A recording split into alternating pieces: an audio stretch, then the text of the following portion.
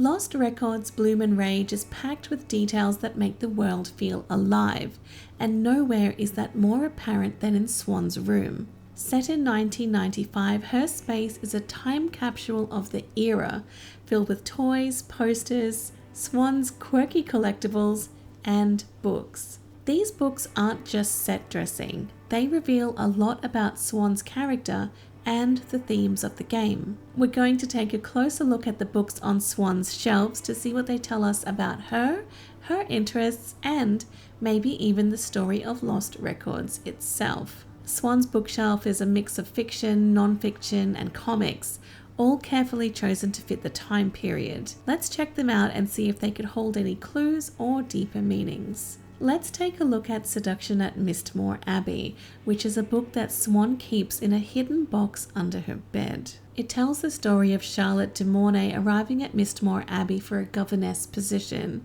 Her role will be to look after the 3 Cavendish daughters, little Felicity, sickly Abigail, and an eldest daughter, Lavinia. I can't help but wonder if sickly Abigail is a reference to Cat.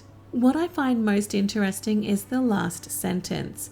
If she stays, she will keep her promise to the girls, but she might lose her heart. Now, we know that the group made a promise all those years ago. What makes me worry is she might lose her heart. I know with regards to this book that losing her heart is more in reference to falling in love with somebody, but could there be a more sinister meaning? Also in that secret compartment is a story that Swann's written herself, Beyond the X, Echoes of Another Me. This story has so many references that I have seen within the game: the calls of birds, the tall pines, the verdant forest, and when you turn the page you can see an illustration that Swann has very cleverly done herself. In the middle of that illustration is a very distinct ringed circular pattern which absolutely reminds me of the abyss. She also mentions a tiny dark copper gem in this story, and we know that there have been references to copper mines in Lost Records, so that is yet another thing within Swann's story here that can be related to the game. Perhaps one of the more interesting books on the shelf is Blood of the Wendigo.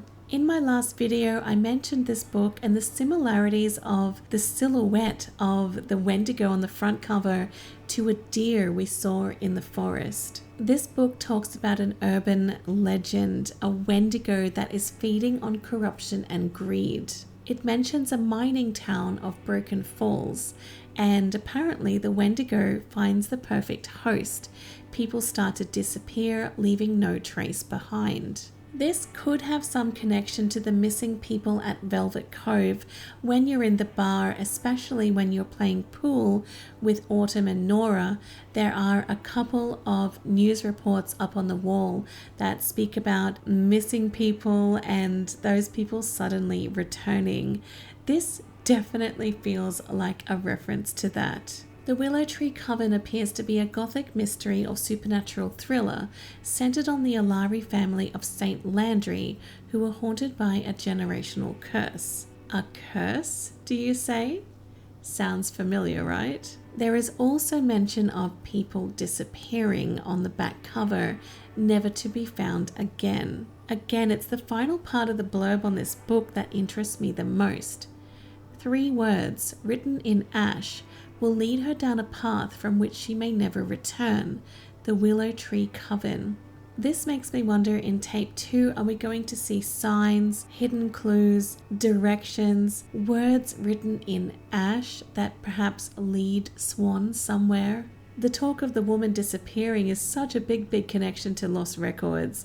This book is fascinating. We have a book that is simply titled Strange Michigan, which appears to be about Michigan folklore, urban legends, and cryptid sightings. Something that stands out to me is the sighting of the 7-foot dog man. Now, we know within the first 5 minutes of the game, we see a flashback of the girls running for their lives, being chased by someone or something, wearing a mask, sharp teeth, blood dripping from the teeth, and I really think that this could be a reference to that masked creature. We also have an illusion eye book, which is a play on the magic eye books that I had as a little girl and absolutely adored. And what is so cool is that this magic eye book actually works. Yes, I admit I was right up close to my computer screen trying to get the pattern to work, and it did. It was a beautiful big deer, big antlers, just gorgeous. What I find interesting is, again, the very last sentence.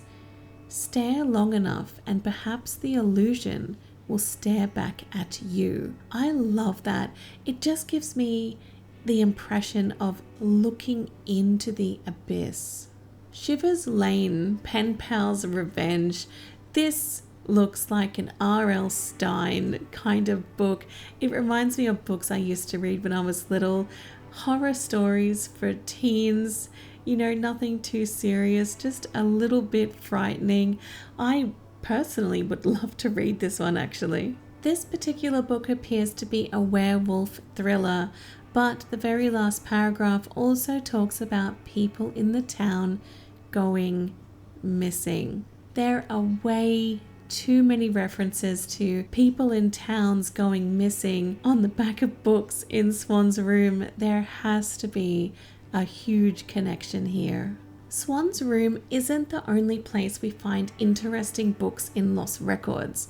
There's one more that stands out to me, and it's hidden away near the abandoned playground. What's really strange about this book is the secret message scrawled on the back.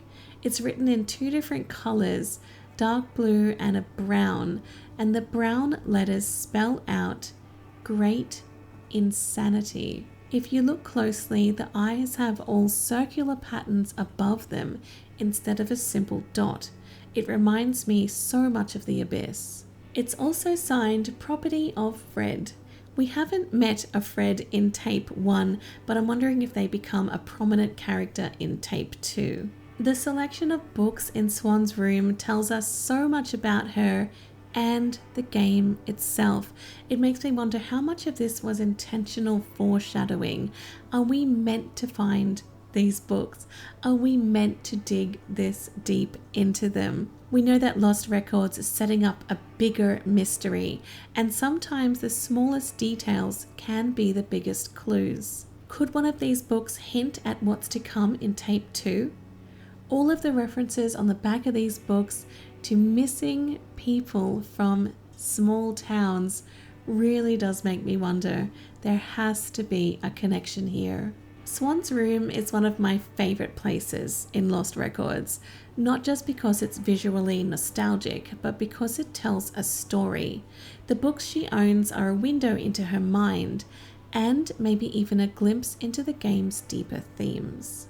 What do you think about these books? Do you have any other thoughts?